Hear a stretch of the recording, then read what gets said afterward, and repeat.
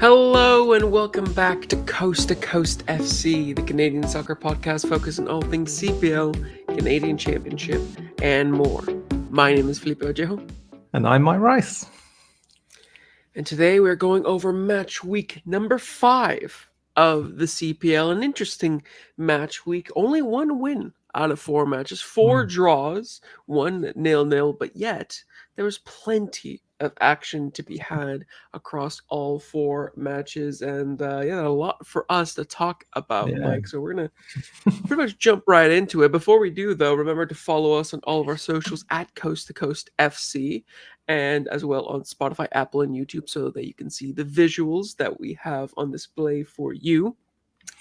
We're gonna begin with pretty much the game that I think Mike wants to talk about the least. But it was the first match of the week, so we have to start with it. Get it over with for yourself, Mike. Yeah. It was York United against Valour FC.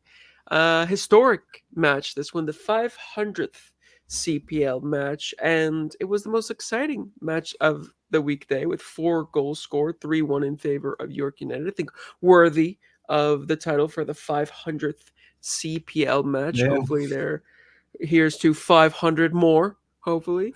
But yeah, a great match for the neutrals. Not so great if you do support Valour. It did start off well for Valour, though, Mike, didn't it? It was actually a pretty good first half. I want to call attention to the goals first. Dante CanPL started it all off in the 15th minutes, before York scored 3 goals unanswered. Noah Batney bundled it home off a corner, 68th. Yeah. Ryan Wright capitalized on a mistake at the back in the 74th, and Moba Bully put the cherry on top in the 91st minute. Now, a pretty decent start from Valour. It did look like York were, I guess you could say, a bit of the better side. Both sides were sort of struggling to get into the match early stages, some wayward passing, some poor positioning, kind of scrappy in the midfield. But then 15 minutes in off a set piece, Dante CanPL scored, which is great for him because he doesn't usually, he's not the tallest of fellows, is he? But I want to talk about the set piece defending, because goodness gracious me, I might as well have been Dante CanPL just walking around the wax museum. Because as the graphics, the graphic shows, there are 4 players, including the goalie, that could have gone to the near post, 4 in the mini vicinity, and yet probably smaller than all of them, Dante CanPL manages to rise up and head it past everyone and everyone. You could always tell when it's a really poor conceded set piece goal, because everyone's looking at everyone like, whose fault is it? And then there's where you realize it's everyone's fault. So what did you think about this goal and the opening stages of this match, Mike? Yeah, I mean, opening stages and, like you say, the first half, neither team really got to grips with the game. And I think that's something that we can sort of expect from the quality of these two teams. They'll put in the work, but they're not going to be able to dictate games. So we saw that from both teams, where they're getting in chances, making their own sort of mistakes and things like this. But this is new levels of bad corner kick defending. I mean, the goalkeeper, there's just no words. I'm not sure what he's even thinking there. But the funniest bit I've got there is Boteo is the defender to the right of those 3 circled, and he turns around to look as he sees Dante CanPL head it in, and he's just looking at Moba Bully standing off the pitch, like jumping up off the pitch. And I forget who number 16 is now. It was 16, Max Ferrari, just standing way in front of the post. Like, if you're going to be marking the post, be inside the goal, closer to the defender. Mateo just looks at them like, what on earth are you doing here? Yeah, exactly. It was such a poor defended corner, and if I was a piece coach, I'd be ripping up all of my papers and plans. I'd be in Martin Nash's ear, be like, "This is what we're focusing on all week now," Yeah. because that is simply unacceptable. At a professional level, that looked like it was my Sunday league team defending that instead of a proper professional side. So a ridiculous goal to concede for York Mhm. United, despite being arguably maybe the stronger team.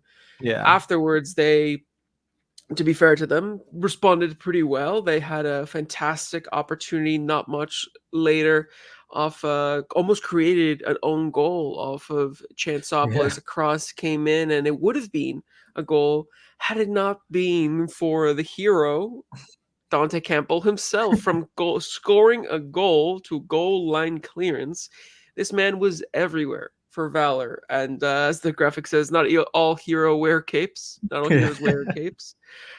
Because yeah, he was a true hero for Valor in that in first half, scoring that goal line clearance, and I think it really highlights that he's been a constant good thing for Valor, not Mm. just this season, despite all of the bad that's been going on, but for the last little while, there's a reason why, he's still in this team. He's still given an important role. Philo Santos still Yeah. trusts him. It's because of what he can do and how he fights for the badge every time. And I think that's what you want out of a captain. That's what you want out of a leader. That's what you want out of, a long-standing player. And I think that, the goal and then the goal line clearance shows both sides of the spectrum of what to expect from a player like Dante Campbell. Yeah, I mean, he's my player of the week. I've got to give it to I've got to give it to him as a Valor apologist.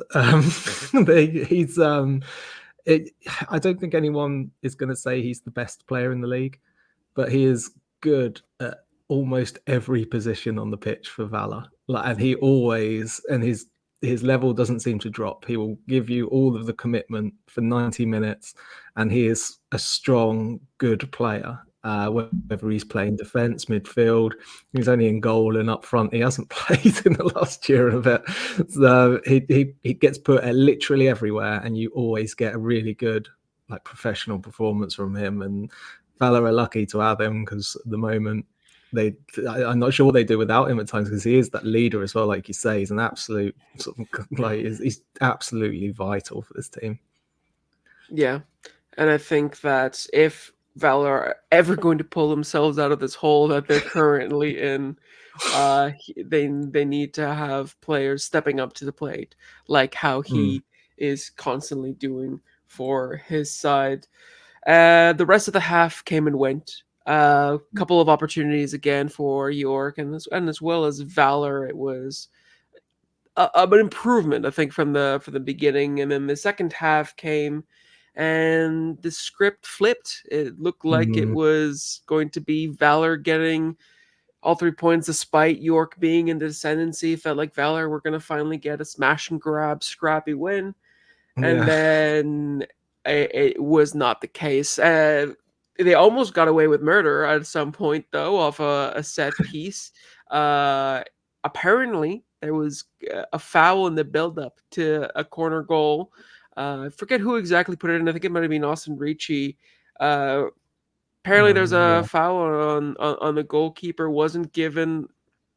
I looked back on the footage that I saw, the fan footage that I saw, and it didn't look like there was really much anything in it at all. Mm. So I thought that Valor were very, very lucky to get away with that, and York were very hard done by to not get a goal off of the set piece. But it didn't take much longer afterwards for them to get a legal, quote unquote, goal, this time bundled in off Noah Batney. Valor clearly said, whatever you can do, we can do worse in Yeah. some regards in terms of set piece defending. Because again, a ball that should have been dealt with by a bunch of players at the near post went to Brian White or Brian Wright, and Brian Wright whiffed it, and it still managed to go all the way towards Noah Batney, who I Mm. don't think knew much about what was going on. He No. probably would have expected some of the six heads in front of him to get to the ball first, but instead it went off his, I think it was his hip, and Yeah. bundled into the goal for the equalizer. It wasn't pretty, but Yeah. they all count. What did you think of the two set piece goals, the legal one and the legal one, and the way that Valor kind of started to capitulate a little bit towards that second half? Yeah, I mean, we'll stick with the goal. I don't know if it's better or worse. That at least it looked like the Valor players were trying to get to the ball, but still didn't.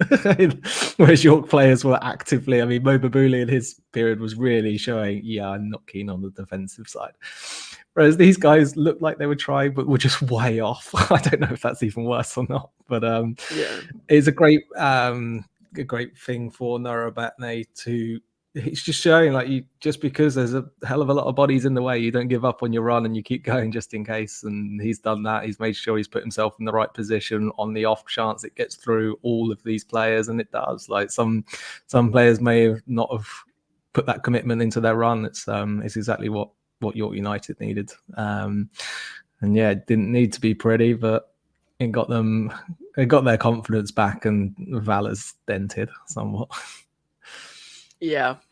And as soon as that goal went in, I think it kind of shows that Valor have some mentality issues, because you could see their heads sort of drop. You could see the panic sort of seep into their Yeah. play, and it was not a real surprise, although it was a disappointment, I guess, for those who are repping the Valor Yeah. colors, the way that second goal went in, because Brian Wright, ever the poacher, these, at least you Yeah. could say that his work rate, we've seen an improvement of that in this Yeah, season. we have.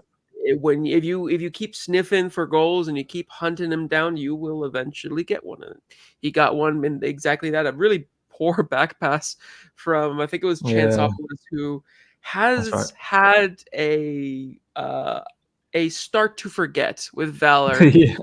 conceding Well, penalties, this making game, yeah, I mistakes. nearly.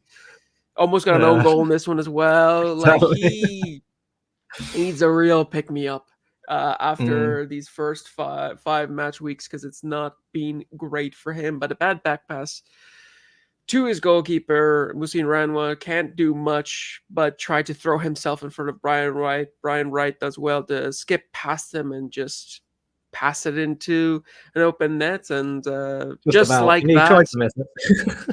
yeah, it was. Yeah, he tried to. It looked like he was trying to Wasn't miss. pretty again.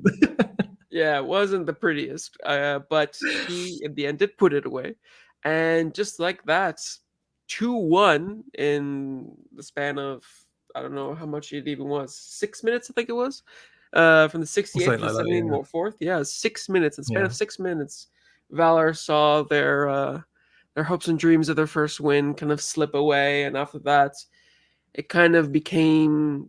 It almost felt like they were sort of resigned to that result. Yeah. I didn't see that much of a fight back from Valor. Some moments, but it was mostly York again that kind of drove the driver's seat. And then when it became evident that it was going to finish in York's favor, they decided to add one more.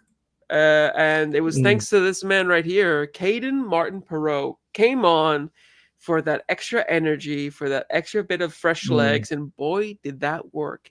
He was like the road runner on the left side of that pitch, just bursting down, leaving his marker in the dust, and then putting a perfect ball across goal for Mobabuli to just, basically sweep into the goal for Mm. 3-1, and a really, really impressive performance from Caden Martin Perot, a player that we've praised, yeah, at the end of last season when we saw him come into the Yeah. side. We haven't seen him play all that much this season, but I think that his performance in this match and in this kind of cameo that he had sort of shows that he merits, I think, some more game time, especially if that's what he can do.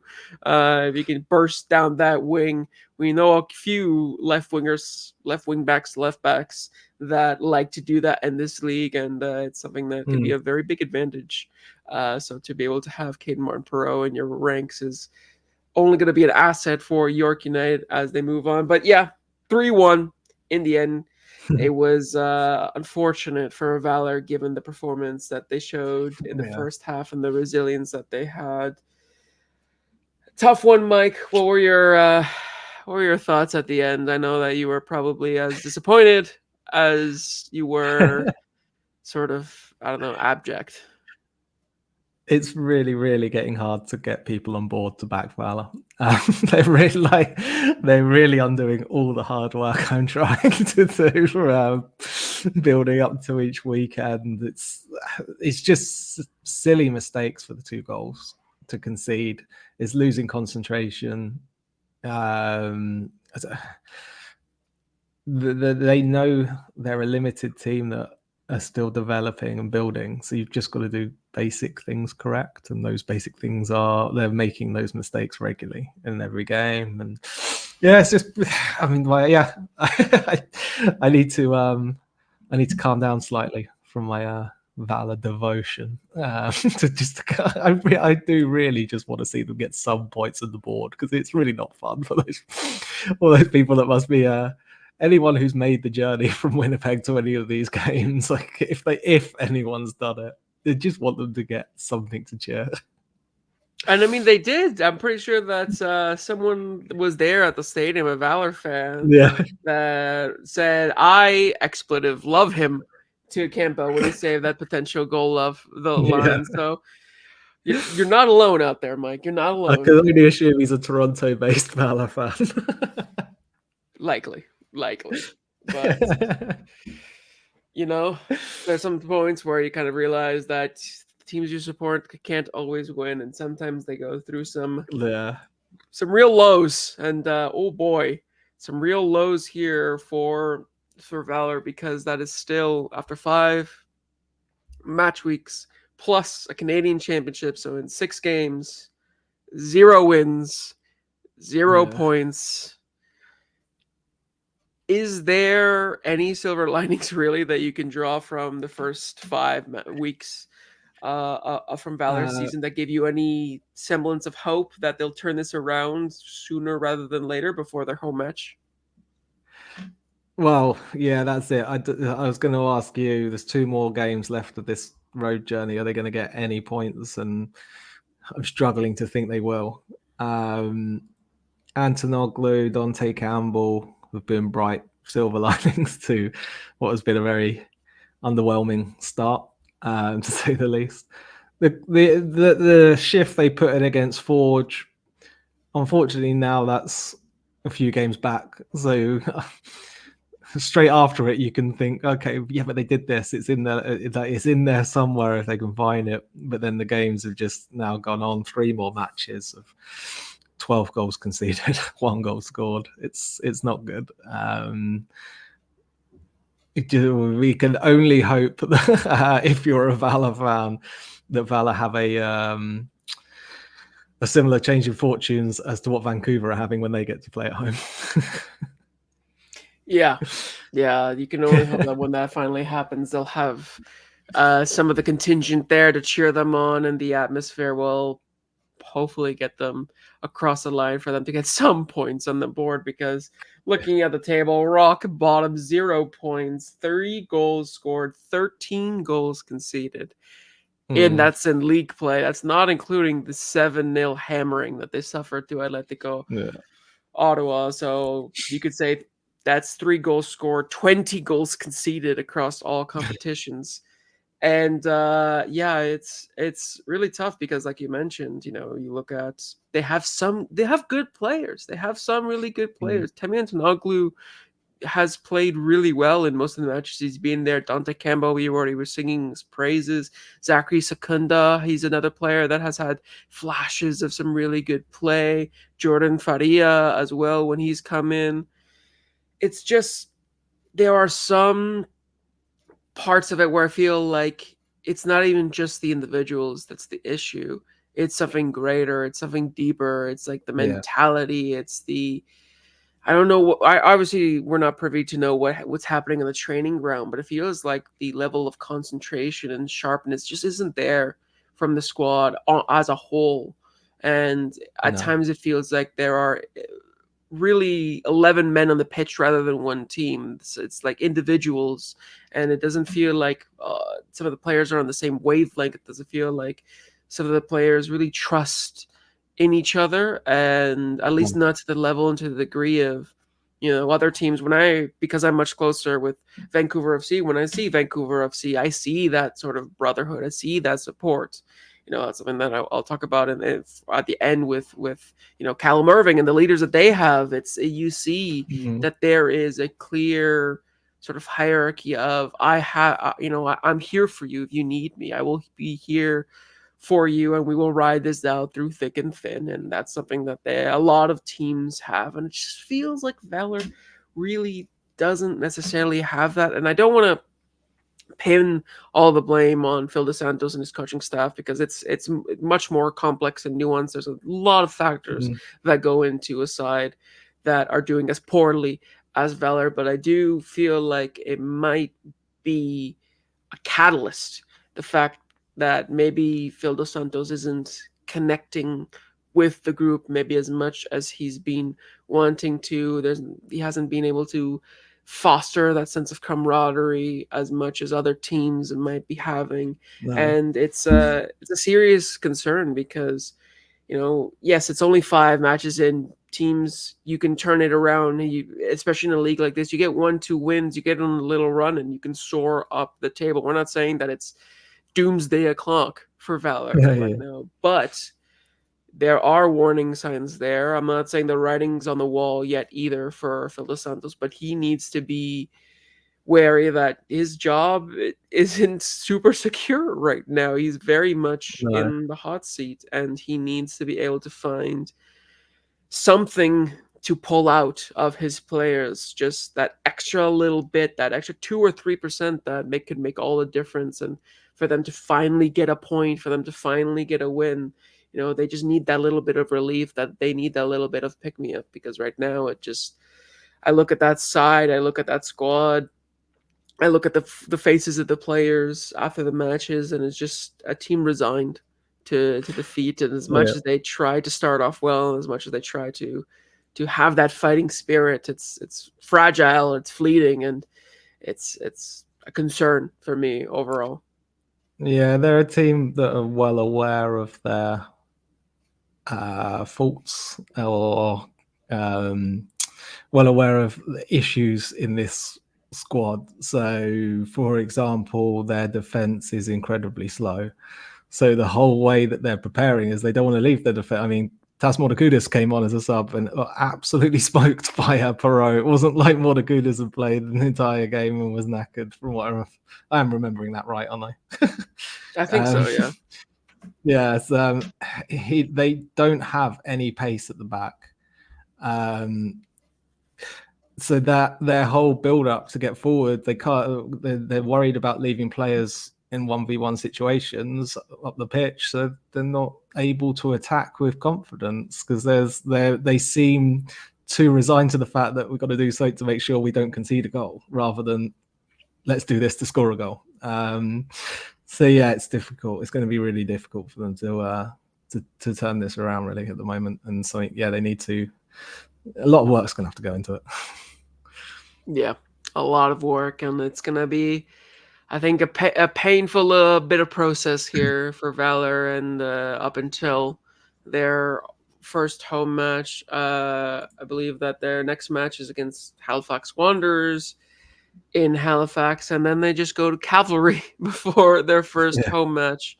So 2 tough places to go to. Obviously, Halifax are fresh off a point, which we'll talk about a little bit, but they're going to be yeah, looking to try to get all three, and Cavalry are looking to continue to build on their strong form. So it's not going to get any easier for Valor, and they're going no. to have to try to get any points if they can. Even if they can get 1 point out of the next 2 matches, it'll be Yeah, something. just something on the board. Just something for them to be able to bring home to Winnipeg ahead of June 2nd against Vancouver Mm. FC. So we'll see what happens with them. But yeah, dire times for Valor FC. Now we're going to move on to the Halifax Wanderers as they hosted Cavalry FC in their match. It finished 1-1 between the two sides. Goals from Willie Accio in the 58th minute, and a debut goal for Giorgio Pro in the 78th minute, his first goal for the club. So a great little moment for him there. It was a chippy first half. It Yeah. was a lot of hard challenges going in. I don't know from where that it stemmed from. I didn't know that Cavalry and Halifax had beef, but it felt like they did just by the way that the tackles were going in. It was obviously there was chances throughout the first half. There wasn't too many. It wasn't like you know each Mm, side could score 3 goals. They were sort of at a premium, but the real talk of the first half was just the chippiness of it. There was, I think, it was 5 or 6 yellow cards in the first half, the most yellow yeah. cards dished out in the first half of any match of the CPL this season, and it definitely felt that way. It was a lot of stoppages for that, Mm. and the biggest one obviously came in when there was a little bit of a tussle between Of Dan course, Nimick Charlie and Trafford started it. yeah, Charlie Trafford. Like we can't expect anything else from him. He loves to rile up players. I don't know what was said, but Jeremy Gagnon Laparet became incensed with him and had to Yeah. be. He was pushing him around, had to be separated, and it became this huge brawl Yeah. on the pitch, and both got yellow cards out of it for their transgressions there. But yeah, it was a really chippy first half, a lot of Mm. aggression, and the break kind of came in at a perfect time to kind of calm things down because it felt like if that half went any longer, we might have started to see not just some yellows, but maybe a couple of reds involved as well. What were your thoughts overall on that first half? Yeah, I mean, once you get um, with the changes that have been made, things aren't as flowing as they were. Obviously, with Cavalry, Diaz, Daly, Myroniak, if I'm pronouncing that right, all come in, and so it turned into there's now two teams on this pitch with some big players. Like they're quite physical. Halifax are a little bit more physical than last year, rather than this quick, free flowing team. They're looking to try and be. They seem to be looking to try and be more physically dominant in games and try and compete and try and sort of not bully the other side, but both teams, Cavalry, they want to control the match and they want to make sure that they're putting the other team back and pinning them back, and snuffing out any chances when the opposition get on the ball. And it just seemed like both of these teams were maybe not struggling to get what they wanted in that first half. Maybe that's not the right term, but it seemed like Charlie Trafford just got a little bit fed up and started like, right, I'm just going to throw in some challenges now, and I'm going to try and see if we can sort of quieten them down and see if they drop back a little bit and see if they don't want to square up to it. And I mean, Dan Nimick goes straight in and shoves him to the ground, and Jeremy Laparet kicks off, and yeah, it was all all quite entertaining in some ways because it was all a bit push and shoving and a bit silly, but it was very. This was two teams who like playing on grass because you can throw your body around on that without getting skin ripped up, as Chris Yeah. Twardek will testify. Yes. Yes. No skin knees in this one. But yeah, it was. There were obviously some chances. It wasn't just the chippiness. There were some chances.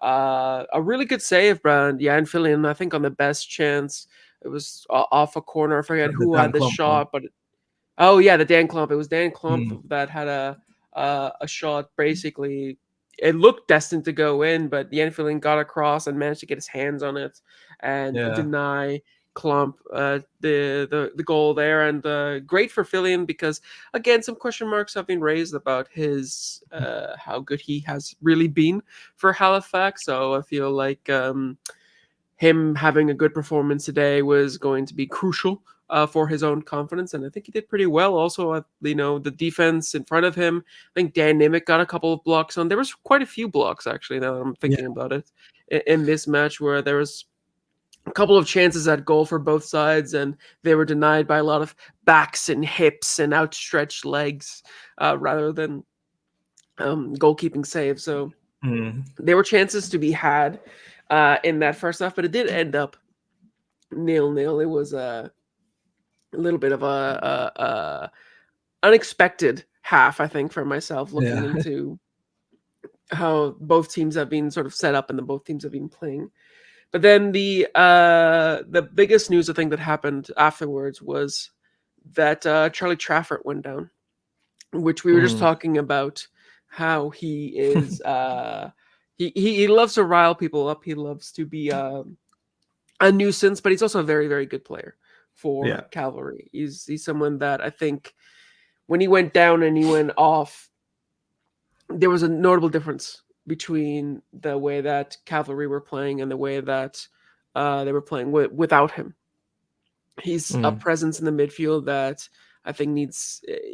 You need to understand that while he might not be the most flashiest of players, he is Mm. someone that you're going to need to be that workhorse, to be that player that gets stuck in, to help transition from defense to attack and to sort of sweep up when you are Yeah. in transition defensively. And I think when he went down and Cavalry were without him, it was a little bit of a, you could tell that there was a gap missing there between himself and or between the midfield with himself in there and when it wasn't in there.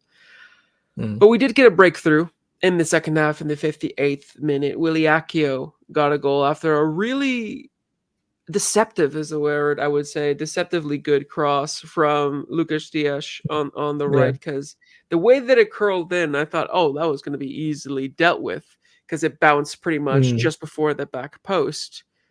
But no one from Halifax, nor Jan Fillion himself, really decided to do anything about that. They just kind of thought, I don't know if no one knew that Willie Accio was prowling at the back post, but maybe they thought, oh, that Yeah, wasn't I a great think that was cross. it. That's Mm. that's just gonna go out, and then he comes out of nowhere and contorts his body to be able to redirect that in, and Jan Fillion can't get enough on it with his hands to be able to save it, so it goes off his hands and into the back of the net. Mm. And then that's where we saw Willie Accio take flight That was. with his cartwheel, backflip celebration that I love seeing. It's probably my favorite celebration out of anyone in the CPL. Just I love acrobatic feats like that one. Yeah. But yeah, up until that point, did you feel like Cavalry were the stronger side and they deserved to get the lead in the second half?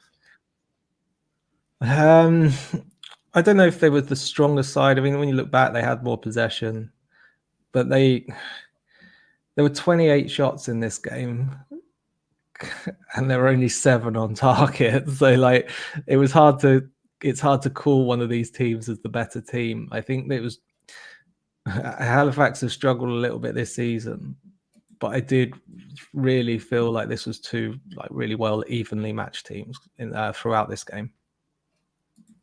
Yeah, and like you mentioned, 27 shots. The second half did have a lot more chances than the first. Yeah. I think I saw the stats where I think there was 4 big chances between Cavalry and Halifax. Halifax had 3 of them. By the end, they had Mm. 5 big chances, and I believe they missed all of them. Yeah. It said 5 big chances missed. I think it was on FotMob. But Halifax, for as much as they were pushing, and they were pushing Cavalry, like I Mm. mentioned, Cavalry were having to throw bodies in front of goal to deny. I think I forget if it was a Dan Nimick or was it Cale Lowry who hit the crossbar as well off a set piece, and Yeah, I basically remember now, but it, yeah. it hit the crossbar, bounced down, but didn't cross the line and went out. And it kind Mm. of felt at that point for me, when was it going, like was Halifax Yeah. going to get a goal, because they more than deserved Mm. one, especially in the second half. They were just throwing themselves forward to try to get anything from it. It felt like it might just turn into one of those matches where the ball will do anything and everything but go in. But then in the 78th minute, the little Italian Giorgio Provo Yeah. steps up and scores a beautiful goal. I mean, the cross Really comes good in header. from Dan Nimick, and yeah, really good header. Dan Nimick with a really good delivery. You could see how far up they were pushing, because Dan Nimick from I think it was right center back, was basically level with the 18-yard box, puts a cross in for Giorgio Probo, who's alone in the box. Yeah, that was Cavalry, disappointing. yeah, Cavalry had their defense was spread out, just completely spread out. No one really tight to him. But he still had so much to do. It wasn't like it was in the 6-yard box. It was in the just around the penalty spot, but he manages to redirect Dynamic's cross just beautifully into the back of the net. It was a work of art from the Italian in that goal, and he got his first goal for the Halifax Wanderers, and it was more than deserved, I think, on the run of play. And I was really happy for the Wanderers that they were able to get something from this match after a really frustrating game of football for them where the ball just would not go in. But yeah, did you think it was deserved, the result of 1-1? And what were your thoughts on the goal from Giorgio Pro? Yeah, I mean, definitely. Like I just said, I think these two are really evenly matched throughout. I need to go back and watch it, but I feel like the fact Probo's completely alone in the box, and like you say, the Cavalry defense is spread out quite a bit. I need to go and watch the build up to it again, because that's making part of me is trying to remember, is that because Halifax were moving the defense apart and disrupting like they were last year, and it was good build up which created all this space, or was it just a Cavalry mistake, really? Because I mean, you're not expecting Provo to score that. I can't imagine he scored all that many headers in his career. He's not a target man by any sense of the word, but he got into that position really well. And I need to watch back, but I mean, if that is Halifax just absolutely just tearing the defense into making them move around, disorganizing them, then that's like a really big sign for Patrice guys. Are like, okay, the team's now getting back into the flow of things. And if we can see Halifax doing that to defenses, then they can get back to like the Halifax that we saw last year. Yeah. I think that's, they showed, like you mentioned, glimpses of what Halifax are capable of doing. And I think that's honestly what they've needed, especially after, the sort of humiliation of the loss against CS Saint Laurent, and just the fact that they have, they lost our opening 3 matches. They needed a pick-me-up. They needed something to sort of cling on to that says, we're not down and out. We still have so much to show. And I think, Provo's goal was just an example of that. And I think the 1-1 draw against Cavalry, Cavalry, the reigning league champions, I think before the game, you would have probably taken that if you were a Halifax fan. Yeah. The 1-1 draw against Cavalry, and you are going to want to be able to now sort of build off of that, because now you have, an opportunity to get not only your first point, but now, with Valour as their next match, they're going to get opportunity to maybe get first 3 points against a side that is struggling quite a bit, we'll say. So maybe that'll be a game where they feel like they'll be able to get one over them. But for Cavalry, you think that they'll be happy with a point away from home against a struggling Halifax side, or do you think Tommy Wilden Jr. and co will be a little bit disappointed, especially with their performance in the second half? Yeah, I mean, I think Tommy Wilden Jr. is always looking for the win, and is not ever going to sit there and just say he's happy with a draw. But I think quietly he will be, because I think Halifax looked much improved in this game. They made it difficult. A lot of changes. I think he'll be pleased with Malcolm Shaw's performance as like a holding forward and linking play really well. It's good to see Jesse Daly back on the pitch and doing well. And Willie Akio, I mean, I said it earlier on in the season after those CONCACAF games, it's like you just want him to start running at people. And at the beginning of the season, it started to feel like I didn't know if he didn't have the confidence to, or if things weren't working, but he seemed to take a bit of a step up again in this game, a little bit step forward, closer to what we know he can do. So there's little bits that he'll take back thinking, the 1-1 draw at the end of it's probably a fair result, but I can see that there's some improvements in my team, and I think he's going to go back happy in the end of the day. Yeah, I think with everything that they're trying to build right now and trying to get back after a little bit of a slow start, I think they'll be content with a point Yeah. away from home. And I think that when you're looking at their results or their schedule to come, they're going back home against York United next week. Before the following Tuesday facing Vancouver Whitecaps at BC Play, so it's going to Mm. be a tough little run there for them again after this 1 week break. But I think overall they'll be looking to improve on what was a Mm. pretty solid performance at the Wanderers grounds. Yeah.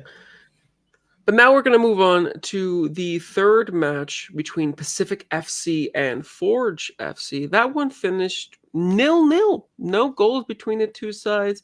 I guess you could sort of expect it from Pacific Yeah. now that it's going to be a low scoring affair just because of how Mm. good their defense is and how I don't want to say poor, but how much their attack has been struggling Mm. as of late.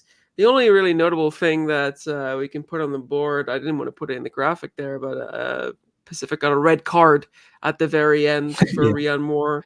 We'll get to that, but let's start overall with the first half. I mean, it was a game where there were early chances. I think both teams had some looks on goal. I think it was Tirko Veonu. I don't know. Still not quite sure how to pronounce that one. Yeah. But he had a little bit of an Yeah. audacious attempt at goal, flicked it over his marker, and tried Yeah. to volley it past Koilalat. Then David Chouanier hit the post inside 10 minutes. So Mm. it began with the Started corner off of good. yeah, it started off with like a promise of, hey, there might be goals in this one. Yeah. Might be a high scoring affair. Uh, Evidently, those thoughts were proven wrong because it was not. But there still were some chances. We saw Ali and Dum just kind of roam and dribble Just for fun, and rolling the ball along. yeah, just he was just strolling through Yeah. the left side of Forge's half and set up Zanata for an opportunity where he tried to curl one into the far post, but was well saved by Koilalat, who had himself a game overall. Mm. But we will talk about that in a little bit. What were your thoughts on the first half and the opening stages of this one between Pacific and Forge?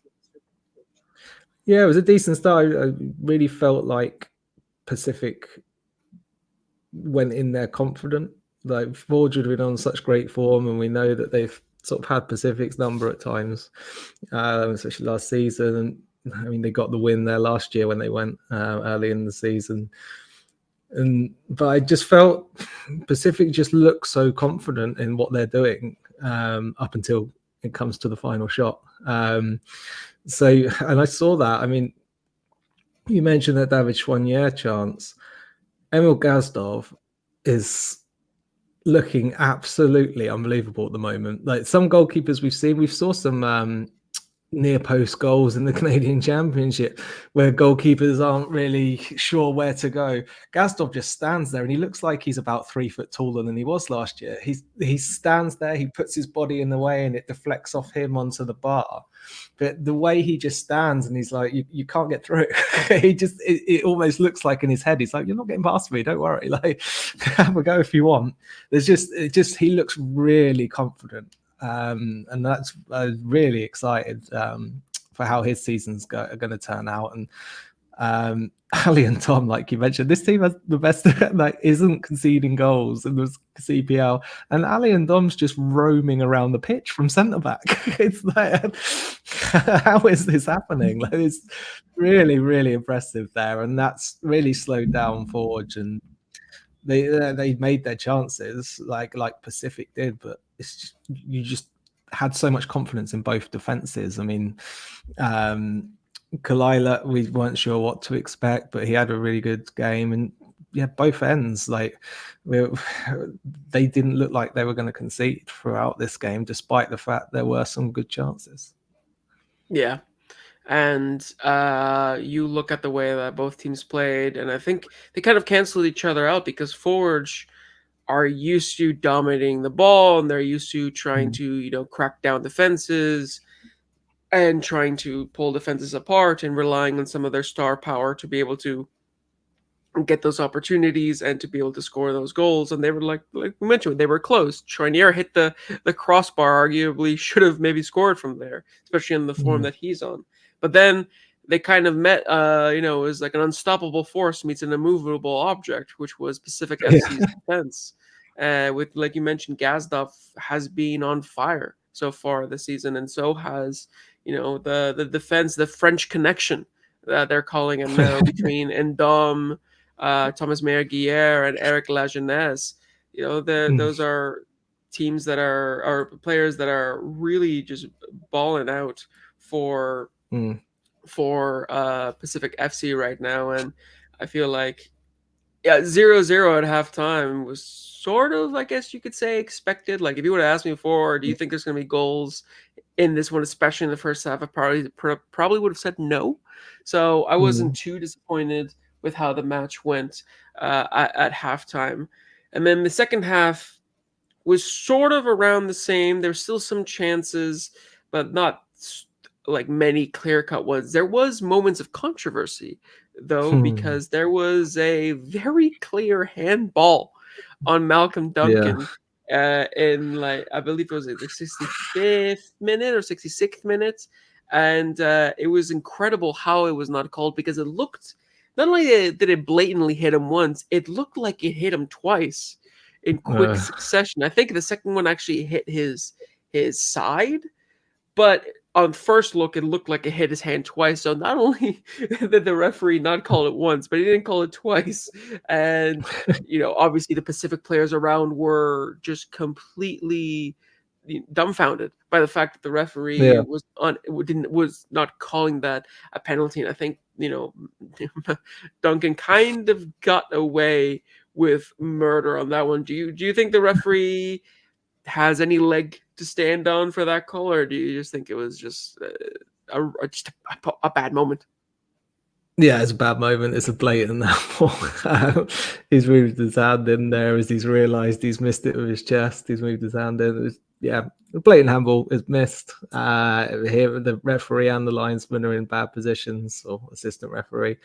If they haven't seen that, it just means they're out of position, and they should have been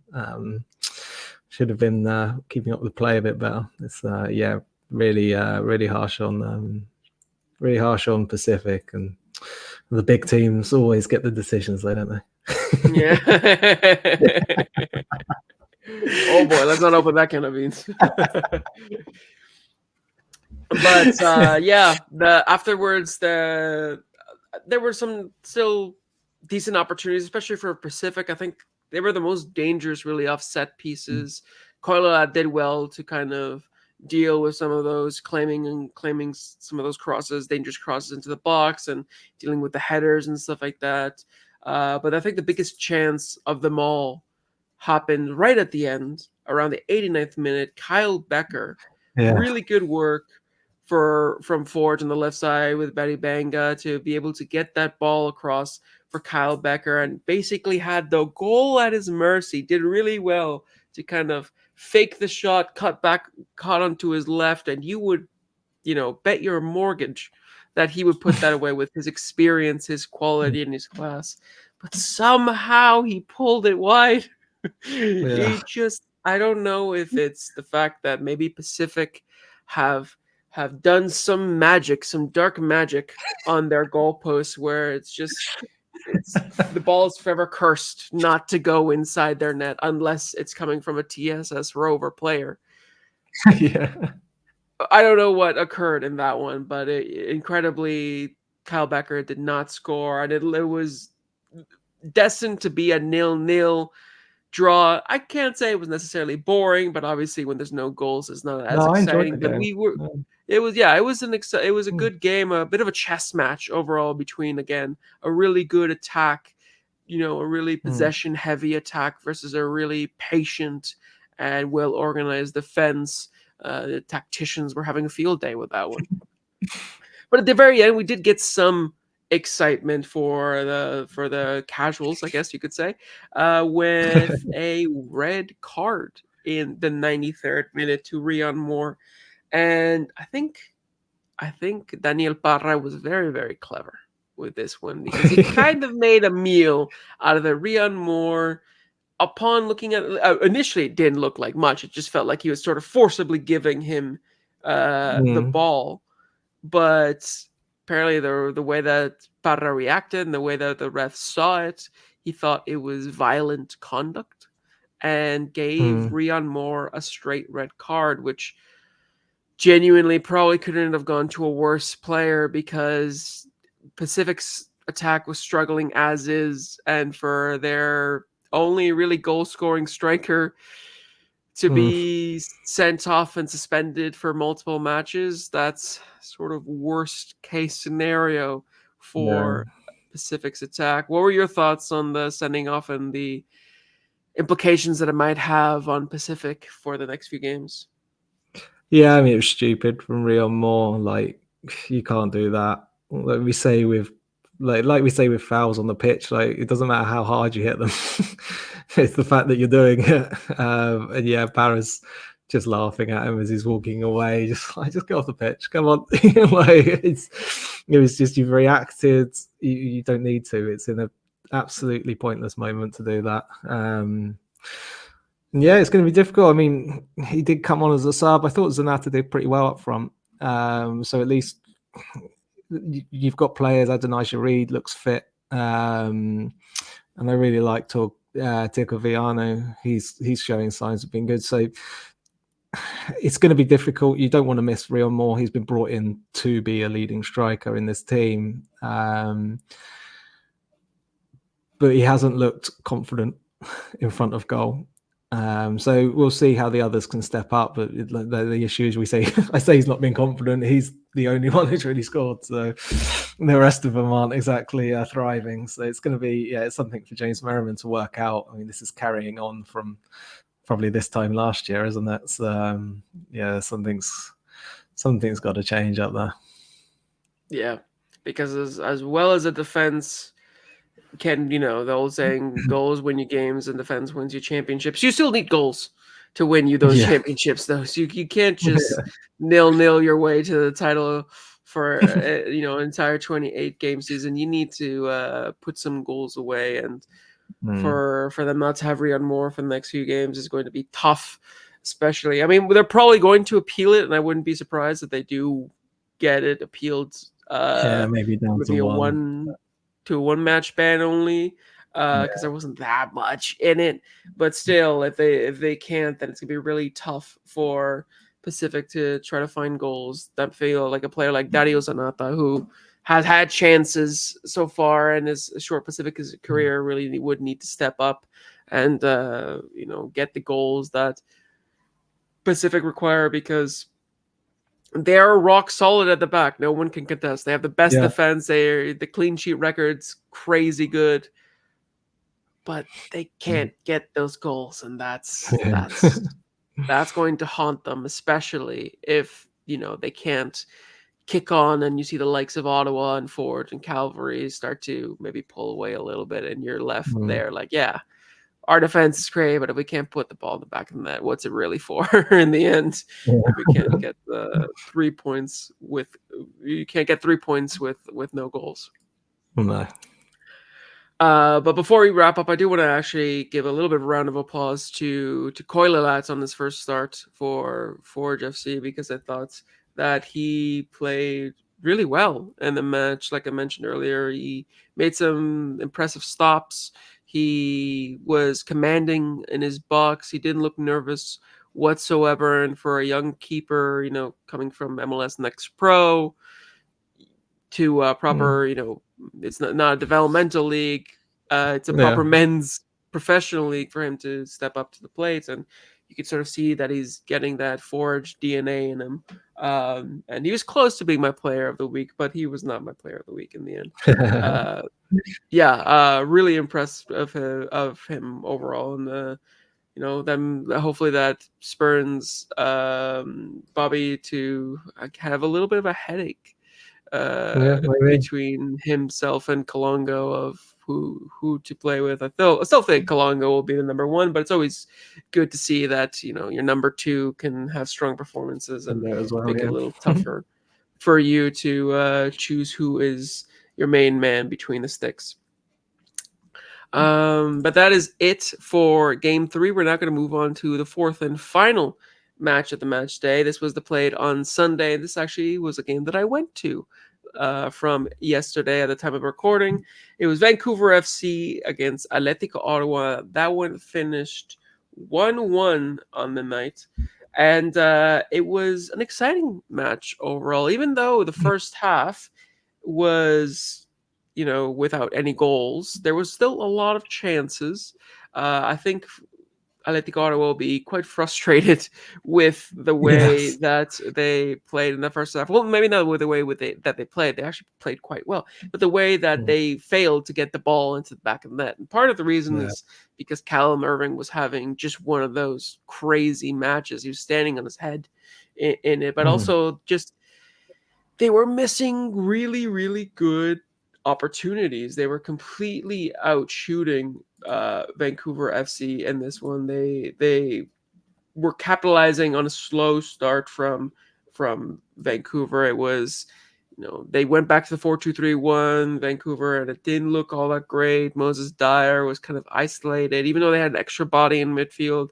They're kind of slow to move forward, which gave Ottawa more opportunities to actually get their players up the pitch. Though surprisingly, I didn't see Mateo Debrienne and Chris Twardek really join the attack all that No. much in the first half. But even still, they still had plenty of opportunities. 7 shots, 3 on target, 2 big chances missed. Yeah, I think by the end of the first half, Atletico Ottawa were the better side, but in the end, having no goals, would you feel like Carlos Gonzalez would be disappointed with the first half performance, even though they pretty much dominated the game? No, I'd have imagined he went into that half time just saying it's coming. Don't worry. Like Callum Irving surely can't do this all game. Yeah, that's fair. And unfortunately for Callum Irving and for Vancouver FC, the goal did come against them, and it came at a mistake for Anthony White. Ruben Del Campo was there at the very end of their series of shots that Callum Irving saved. He almost even saved Ruben Del Campo's what looked to be an easy tap in. He got across to it, but there was too much power, and he could only redirect it into the back of his net. That's now 5 goals in 8 matches for Ruben Del Campo, who's really found a Good stuff, rejuvenated form for Atletico Ottawa. And poor Sam Salter just kind of completely usurped the starting striker. Still doesn't have a goal. Even Manny Aparicio afterwards said, now it's time for us to get behind Sam so he can get a couple goals in the same way that we've gone behind Ruben Del Campo after, having no goals last season whatsoever.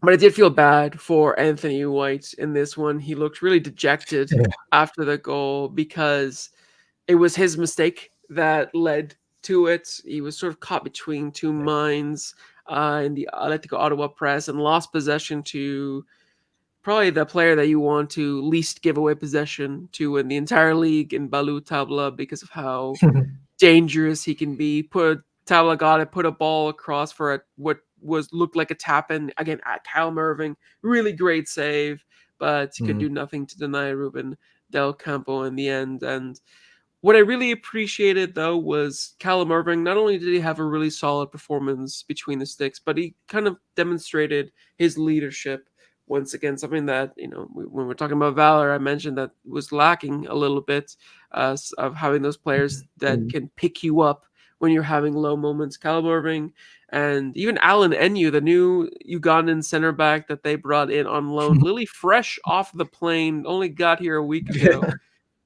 Came over to Anthony and gave him a few words of encouragement. So I was really impressed by, Callum Irving, the captain. Immediately after the goal went over to Anthony and consoled him because, Anthony White, this was his first start and you want to impress, especially with the competition. You have an opportunity because of 2 injuries to David Norman Jr. and Rocco Romeo, though I think Rocco Romeo was just ill. I think he was just down with Yeah. basically a sickness there. He had the sniffles or something. I Yeah. don't know. And so was unable to participate. So you want to be able to take advantage of those opportunities, and unfortunately for him, he made a mistake. Though Afshin Gopi afterwards was, very positive and said that he was still impressed by the mentality of the two center backs despite the mistakes, but that he'll take the mistakes if it means that he can, have his young players be able to grow. And he said, if you make a mistake, we'll correct it. Mistakes are part of life and a part of football. Mhm. And I think it was really good for Afshin to show that he was still behind his players, despite the fact that there's obviously a mistake being made. The second half for Vancouver did improve afterwards, though, and it was thanks to some substitutions that Afshin Gopi made. And even at the half, they switched from the 4-2-3-1 back to sort of the 4-4-2 slash 4-2-2 with Alejandro Diaz coming in. Zach Verhoeven came in as well. I think both of them really helped Vancouver kind of rise to the occasion again. Diaz gave Dyer somebody to play off of. Verhoeven gave a little bit more energy on that left side and kind of ran at his former teammates. Yeah. He kind of ran at them and gave them something to worry about. And in the end, it was a moment of brilliance from Caden Chung, who took his man one-on-one, won the battle, and put a sumptuous cross into the box for Wedo Diaz to head on. And it showed once again the importance that Wedo has in this side, because Afshin opted for a different formation, only one striker with Moses Dyer, but it didn't pan out all that well as he had wanted to, and Wedo Diaz came in and completely switched the game. He made the difference for Vancouver FC and got the equalizer. Did you think at that point, between the two goals, Mike, it was a fair result for this to finish 1-1 on the basis of the second half? And what were your thoughts on both of the goals? Yeah, it was a really good header. I mean, I feel sorry for Anthony White. It was a poor bit of football. Like, we try to do that little sort of Cruyff turn kind of thing while looking away and just lose all composure. Yeah, it's hard to watch. But yeah, he had a good game. Like you say, he put in a few good blocks, especially in the first half as well. Great header from Wedo Diaz. And yeah, like Caden Chung going past Antonoro really well to get that beforehand, to get the cross in. I mean, it's really good. I mean, I don't think you can say that Vancouver necessarily deserved the point because Ottawa were all over them. I think Callum Irvin deserved but not to lose that game. But yeah, their attack wasn't. They didn't have. I mean, they had nowhere near the amount of opportunities that Atletico did. They weren't able to create as many chances. Even if, I mean, the stats I'm looking at, they had just 53% possession as well, so they had that little bit extra. But I've got here 8 shots compared to 19 that Ottawa had. The issue was 4 of those were on target for Vancouver and only 7 for Ottawa. So that was a lot of credit to the defence and a little bit to the wayward shooting of some of the players on the Ottawa side. But the way they were going at them, you would have expected at some point the dam to break, but it just really wouldn't. And yeah, I imagine Callum Irvin's your player of the week after watching that before. Yeah, he was definitely my player of the week. If it wasn't obvious from the way that I was praising him before, I think that he kept Vancouver FC in this game. Credit to the center backs as well, though. Despite the mistake for Anthony White, he still did quite well, especially in the first half. And Alan Enyu, I really, really liked him, sort of like a no-nonsense center back. He cleared the ball. He was consistently, on top of his opponents, and kind of silky on the ball sometimes. Like, he got the ball out of trouble, and it was a fitting performance from both the center backs. But even still, obviously, they're 2 young center backs. They're going to allow chances to happen. So it's really helpful to have Callum Irving there, not only as a presence, but also as somebody, as a mentor, somebody that can guide you throughout the match, as a voice to kind of, settle your nerves, because, being thrown into the fire against arguably, one of the hottest inform attacks in the Yeah. entire league is it's a little bit of a daunting task there, but really well done from the defense. And yeah, Cal Mervin with a superb performance. And I think Vancouver will come away happy with a point and Very. very Yeah. lucky with very very happy and a little lucky to get a point. And at the end, we saw a little bit of handbags. I don't know if you saw it, but we saw a little bit of frustration boil over, similar to in the Halifax Cavalry. A little bit of words were exchanged. Matteo de Brienne and I think it was Elijah Baugh kind of barging into each other. They both got yellow cards for it, but the second one kind of sparked the ire of players like Moses Dyer and Renan Garcia and Manny Aparicio. A little bit of pushing and shoving. We even saw Boubacar Sissoko against Vasco Fry. It looked like he kind of like just put his arm across him, and it looked a little high on the chest. I thought he caught his neck, and I'll be honest, I was a little surprised that Boubacar Sissoko didn't see a red card and only got a yellow for that one, because kind of went out of his way to barge into Vasco Fry and in the late stages of the match. So a little bit of a chippy end as well. I think Ottawa were just sort of frustrated that they weren't leading the match. And I think the fact that they probably should have been 2 or 3 goals to the good at that point will sour their trip a little bit. But Ottawa have to go again now. They're staying in BC, staying in the I believe maybe in the Lower Mainland, or I think they might actually be training on the island, because they are facing Pacific FC on Friday. So they'll have the opportunity to face both BC teams in quick succession. And there we'll see a very dramatic match, because not only will it be, the league's best attack versus the league's best defense, but obviously the storylines around the homecoming for Amir Didic and Manny Aparicio. So it'll be a very interesting match for Pacific fans and for all of the neutral fans across the league. And then Vancouver FC, as we mentioned, there will be looking to build off of this draw after 2 tough road matches, and the fact that now they'll have to go back onto the road and face Forge FC before coming home, and facing Pacific FC means that they'll need to learn from these tough lessons, learn from the mistakes that they've caused in this one, and go back again and try to get some points on the road. So that's going to be crucial if they want to stay up there within touching distance of the big boys at the top. But any other thoughts on this match from you, Mike? No, I think it's just you've seen Vancouver playing really well at home. It's going to be interesting if they can take that away. But I think from the tetchiness and the frustrations for Ottawa, we're starting to see maybe they're coming up against some of the difficult periods and the difficult moments in games, and we'll learn a little bit more about how they're able to handle this. Yeah, exactly. It's going to be a test for them to be able to grow, because they've shown already that they have the quality to compete and to, beat teams in this league. Now it's about, do they have the consistency and the experience to make it a more long-term thing and not, have this kind of patchy form and then dependent on whether you're home and away. So yeah, be interesting to see how Vancouver respond from this in their next few matches. Yeah. But that is it for our match week 5 recap. Now we're going to move on to the power rankings that we have. And I'll be honest, there's not much to really talk about, because there is no movement in our power rankings. It goes from 1 to 8, the exact same order as we had last week.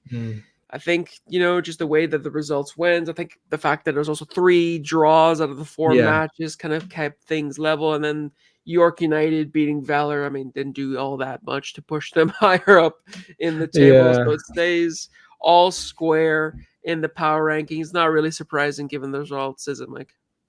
No, I think that was the one with York getting the win, but it wasn't particularly convincing in some ways until Valour gifted goals, and I think maybe they could have gone above Vancouver if Vancouver had suffered a poor defeat to Ottawa, but the fact that they put in such a good performance defensively, just you can't.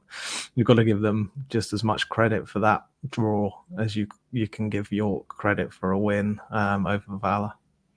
Yeah, exactly. I think if that match would have gone different, we would have seen Ottawa go maybe above Pacific and maybe even Possibly, yeah. Forge, and we would have seen York United jump up ahead of Vancouver. But because there were so many draws in this match, the power rankings stay the same, and we'll see in match week 6 if we see any more movement. But that is all for this week's episode. Thank you so much for listening. Make sure to follow us once again on all of our socials at Coast to Coast FC so you can give us your thoughts on all of our episodes. And if you have any interesting facts, stats, or questions about this week's or next week's games, let us know and we might shout you out in the next episode. But until next time, I'm Felipe So Ojo. if you were that Valour fan that is actually travelling around to watch this team, please let us know what it's like. Oh yeah, that's a great show. Yeah, if you're that one Valour fan, let Mike know so he knows that he's not alone in the world. But until next time, I'm Felipe Ojo. And I'm Mike Rice. And this has been Coast to Coast FC, signing out.